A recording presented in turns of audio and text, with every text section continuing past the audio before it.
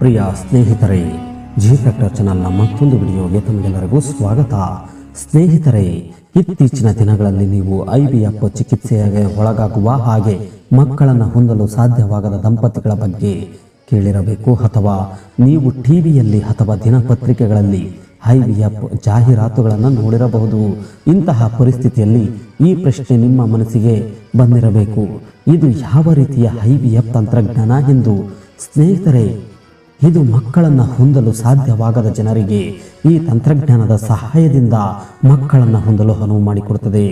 ಇಂದಿನ ವಿಡಿಯೋದಲ್ಲಿ 3D animation ಸಹಾಯದಿಂದ IVF ಎಂದರೇನು, ಅದನ್ನು ಹೇಗೆ ಮಾಡಲಾಗುತ್ತದೆ ಮತ್ತು ಅದನ್ನು ಹೇಗೆ ಮಾಡಲಾಗುತ್ತದೆ ಎಂಬುದರ ಕುರಿತು ಈ ವಿಡಿಯೋದಲ್ಲಿ ತಿಳಿದುಕೊಳ್ಳೋಣ. ಅದಕ್ಕಾಗಿ ಈ ವಿಡಿಯೋವನ್ನು ಎಲ್ಲಿಯೂ ಸ್ಕಿಪ್ ಮಾಡದೆ ಕೊನೆಯವರೆಗೂ ನೋಡಿ. ಇಷ್ಟವಾದಲ್ಲಿ ಒಂದು ಲೈಕ್ ನೀಡಿ, ಹಾಗೆ ಹೈಪನ್ನು ನೀಡಿ.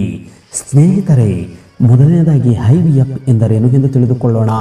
IVFನ ಪೂರ್ಣ ರೂಪ ಇನ್ ವಿಟ್ರೋ ಫೆರ್ಟಿಲೈಸೇಷನ್ ಎಂದು.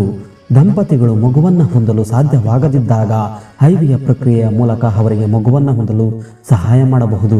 ಸ್ತ್ರೀಯ ಮೊಟ್ಟೆ ಮತ್ತು ಪುರುಷನ ವೀರ್ಯವನ್ನು ದೇಹದಿಂದ ಹೊರತೆಗೆದು ಪ್ರಯೋಗಾಲಯದಲ್ಲಿ ಫಲವತ್ತಾಗಿಸಲಾಗುತ್ತದೆ. ಮೊಟ್ಟೆಯನ್ನು ಫಲವತ್ತಾಗಿಸಿದ ನಂತರ ಅದನ್ನು ಮತ್ತೆ ಹೆಣ್ಣಿನ ಗರ್ಭಾಶಯದಲ್ಲಿ ಅಳವಡಿಸಲಾಗುತ್ತದೆ. ಈ ಪ್ರಕ್ರಿಯೆಯ ಮೂಲಕ ಮಗುವಾಗುವ ಸಾಧ್ಯತೆಗಳು ತುಂಬಾ ಹೆಚ್ಚು.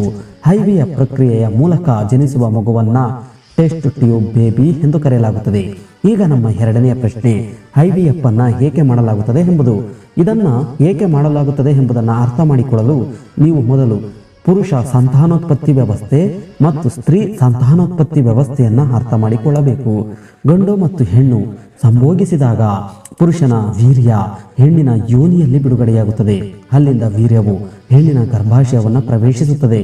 ಈ ವೀರ್ಯವು ಗರ್ಭಾಶಯದ ಮೂಲಕ ಪ್ರಯಾಣಿಸಿ ಫಾಲೋಪಿಯನ್ ಟ್ಯೂಬ್ ಅನ್ನು ತಲುಪುತ್ತದೆ. ಅಲ್ಲೂ ಅದು ಫಾಲೋಪಿಯನ್ ಟ್ಯೂಬ್ನಲ್ಲಿರುವ ಹೆಣ್ಣಿನ ಮೊಟ್ಟೆಯೊಂದಿಗೆ ಫಲವತ್ತಾಗುತ್ತದೆ.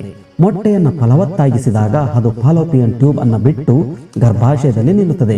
ಇಲ್ಲಿಯೇ ಗರ್ಭಾಧಾರಣೆಯ ಪ್ರಕ್ರಿಯೆಯು ಪ್ರಾರಂಭವಾಗುತ್ತದೆ. ನಂತರ ಮೊಟ್ಟೆಯು ಕ್ರಮೇಣ ಭ್ರೂಣವಾಗಿ ಮತ್ತು ಅಂತಿಮವಾಗಿ ಶಿಶುವಾಗಿ ಬೆಳೆಯುತ್ತದೆ. ಮಗು ಜನಿಸುವುದು ಹೀಗೆಯೇ.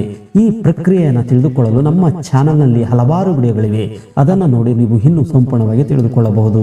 ಸ್ನೇಹಿತರೆ, ಗಂಡು ಅಥವಾ ಹೆಣ್ಣಿನ ಸಂತಾನೋತ್ಪತ್ತಿ ಅಂಗಾಂಗಗಳಲ್ಲಿ ಸಮಸ್ಯೆ ಇದ್ದಾಗ ಗರ್ಭಾಶಯ ಫಲೀಕರಣ ಪ್ರಕ್ರಿಯೆಯು ನಡೆಯುವುದಿಲ್ಲ. ಇದು ಮಗುವನ್ನು ಗರ್ಭಧರಿಸುವಲ್ಲಿ ಸಮಸ್ಯೆಗಳನ್ನು ಉಂಟು ಮಾಡುತ್ತದೆ. ಪುರುಷ ಸಂತಾನೋತ್ಪತ್ತಿ ಅಂಗದಲ್ಲಿ ಕೆಲವು ಸಮಸ್ಯೆ ಇದ್ದಾಗ ಪುರುಷ ವೃಷಣಗಳು ಸರಿಯಾದ ಪ್ರಮಾಣದಲ್ಲಿ ವೀರ್ಯವನ್ನು ಉತ್ಪಾದಿಸುವುದಿಲ್ಲ. ವೃಷಣಗಳು ಉತ್ಪಾದಿಸಬೇಕಾದ ವೀರ್ಯಕ್ಕಿಂತ ಕಡಿಮೆ ಪ್ರಮಾಣದಲ್ಲಿ ಉತ್ಪತ್ತಿಯಾಗುತ್ತವೆ ಮತ್ತು ಅವು ಉತ್ಪಾದಿಸುವ ವೀರ್ಯವು ಮೊಟ್ಟೆಯನ್ನು ಫಲವತ್ತಾಗಿಸಲು ಮತ್ತು ಅಕಾಲಿಕವಾಗಿ ಸಾಯುತ್ತವೆ ಅಥವಾ ತುಂಬಾ ದುರ್ಬಲವಾಗಿರುತ್ತವೆ. ಸ್ತ್ರೀ ಸಂತಾನೋತ್ಪತ್ತಿ ಅಂಗಾಂಗಗಳಲ್ಲೂ ಇದೇ ರೀತಿಯ ಸಮಸ್ಯೆ ಉಂಟಾಗುತ್ತದೆ. ಮಹಿಳೆಯ ಸಂತಾನೋತ್ಪತ್ತಿ ಅಂಗಗಳು ಸಮಸ್ಯೆಯನ್ನು ಬೆಳೆಸಿಕೊಂಡಾಗ ಆಕೆಯ ಅಂಡಾಶಯಗಳು ಅವು ಉತ್ಪಾದಿಸುವ ಮೊಟ್ಟೆಗಳ ಪ್ರಮಾಣವನ್ನು ಕಡಿಮೆ ಮಾಡುತ್ತವೆ, ಅಥವಾ ಅವು ಉತ್ಪಾದಿಸುವ ಮೊಟ್ಟೆಗಳು ಫಲೀಕರಣಕ್ಕೆ ಸೂಕ್ತವಲ್ಲದಷ್ಟು ಚಿಕ್ಕದಾಗಿರುತ್ತವೆ. ಗಂಡು ಮತ್ತು ಹೆಣ್ಣು ಇಬ್ಬರಲ್ಲೂ ಈ ಕೊರತೆಯಿಂದಾಗಿ ಸಮಸ್ಯೆಯಿಂದಾಗಿ IVF ಅಗತ್ಯವಿದೆ. ಆದ್ದರಿಂದ IVF ಅನ್ನ ಹೇಗೆ ನಡೆಸಲಾಗುತ್ತದೆ ಎಂಬುದನ್ನು ಅಂತಿಮವಾಗಿ ನೋಡೋಣ. IVF ಪ್ರಕ್ರಿಯೆಯನ್ನು ಪ್ರಾರಂಭಿಸಲು ಮಹಿಳೆಗೆ ಮೊದಲು ಗೋನೋಟ್ರೋಪಿಕ್ ಹಾರ್ಮೋನ್ ಇಂಜೆಕ್ಷನ್ ಅನ್ನು ನೀಡಲಾಗುತ್ತದೆ. ಈ ಇಂಜೆಕ್ಷನ್ ಅನ್ನು ಹೊಟ್ಟೆ ಅಥವಾ ತೊಡೆಯ ಸಂದಿನಲ್ಲಿ ನೀಡಲಾಗುತ್ತದೆ. ಈ ಇಂಜೆಕ್ಷನ್ ಅನ್ನು ಹೆಣ್ಣಿನ ಅಂಡಾಶಯಗಳು ಹೆಚ್ಚು ಮತ್ತು ಉತ್ತಮ ಗುಣಮಟ್ಟದ ಮೊಟ್ಟೆಗಳನ್ನು ಉತ್ಪಾದಿಸಲು ಸಾಧ್ಯವಾಗುವಂತೆ ಮಾಡುತ್ತದೆ. ಈ ಇಂಜೆಕ್ಷನ್ ಅನ್ನು 10 ರಿಂದ 12 ದಿನಗಳವರೆಗೆ ಪ್ರತಿದಿನ ಒಂದೊಂದಾಗಿ ನೀಡಲಾಗುತ್ತದೆ. ಈ ಸಮಯದಲ್ಲಿ ಮಹಿಳಾ ವೈದ್ಯರು ಅಲ್ಟ್ರಾಸೌಂಡ್ ಬಳಸಿ ಅಂಡಾಶಯಗಳನ್ನು ಮೇಲ್ವಿಚಾರಣೆ ಮಾಡುತ್ತಾರೆ. ಅಂಡಾಶಯಗಳು ಸುಮಾರು 17 ರಿಂದ 18 ಮಿಲಿಮೀಟರ್ಗಳ ಗರಿಷ್ಠ ಗಾತ್ರವನ್ನು ತಲುಪಿದಾಗ ಮಹಿಳೆಗೆ ಗೋನಾಡಿನ್ ಹಾರ್ಮೋನ್ನ ಬೂಸ್ಟರ್ ಇಂಜೆಕ್ಷನ್ ನೀಡಲಾಗುತ್ತದೆ. ಈ ಇಂಜೆಕ್ಷನ್ ಅನ್ನು ಟ್ರಿಗರ್ ಇಂಜೆಕ್ಷನ್ ಎಂದು ಕರೆಯಲಾಗುತ್ತದೆ. ಅಂಡಾಶಯಗಳು ಮೊಟ್ಟೆಯನ್ನು ಬಿಡುಗಡೆ ಮಾಡಲು ಉತ್ತೇಜಿಸಲು ಇದನ್ನು ನೀಡಲಾಗುತ್ತದೆ. ನೀಡಿದ 34 ರಿಂದ 36 ಗಂಟೆಗಳ ನಂತರ ಒಂದು ಯಂತ್ರವು ಅಂಡಾಶಯದಿಂದ ಪ್ರಬುದ್ಧ ಮೊಟ್ಟೆಯನ್ನು ತೆಗೆದುಕೊಳ್ಳುತ್ತದೆ. ನಂತರ ಪುರುಷನ ದೇಹದಿಂದ ಆರೋಗ್ಯಕರ ವೀರ್ಯವನ್ನು ಸಂಗ್ರಹಿಸಲಾಗುತ್ತದೆ. ಪುರುಷನ ಸಂತಾನೋತ್ಪತ್ತಿ ಅಂಗಗಳಲ್ಲಿ ಸಮಸ್ಯೆ ಇದ್ದರೆ ಅದಕ್ಕೆ ಮೊದಲು ಔಷಧಿಗಳೊಂದಿಗೆ ಚಿಕಿತ್ಸೆ ನೀಡಲಾಗುತ್ತದೆ.